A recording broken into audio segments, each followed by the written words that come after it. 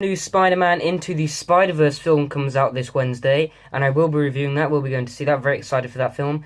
I thought I'd review the Spider-Man movies I haven't reviewed, which are the Sam Raimi trilogy and the two Amazing Spider-Man movies. We love all three of them. I really, really love the first two, and then the third one. I'll get to that at the end.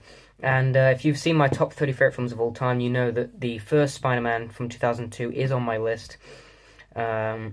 My favorites because it is great, and I do have a bit of an unpopular opinion. I do like Spider-Man 1 better than Spider-Man 2, maybe because it's just a bit faster paced and I like the villain a bit more in that film, but I will be going in depth in each three of the movies. Let's start off with 2002 Spider-Man. Audiences back in 2002 were blown away by this movie, and I love this film. This film has massively impacted me in my childhood. I think the realism of the film is great. Sam Raimi does everything to make just normal scenes, like him discovering his powers, talking to Uncle Ben, Harry and his father. They make every single scene as interesting as they can make it. The directing is fantastic in this movie. There's every little scene that I love to analyze, and I've seen this film hundreds and hundreds of times, and I love it every time I see it. This movie is extremely fast-paced.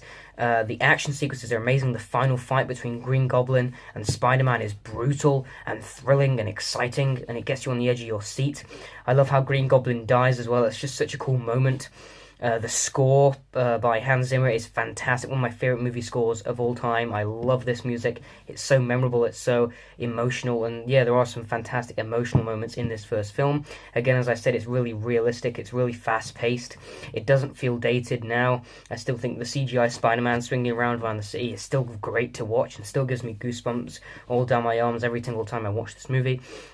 I get so immersed into this film, I feel like I'm not watching a movie when I'm watching it, and that's one of the biggest praises I can give to this movie, and it's just one of those movies where I can say, that is a great film. I have no issues with this movie. This movie is complete masterwork, and I really love this movie. I have no issues with it. Green Goblin, William Dafoe plays a great Norman Osborn, but also a great Green Goblin. He kind of does look like a Power Ranger, but who cares? You know, he's a great villain. He's a compelling villain. I understand where he's coming from, and I'm excited to see him on screen, and his performance is really great. Harry Osborn, Mary Jane, Aunt May are great side characters with so much depth to them. The messages and themes in the movie are done really well. And saying this came out a long time ago, way before the MCU, this is great. I think this is better than most of the MCU movies. If this movie was part of the MCU, it would probably be my second favourite.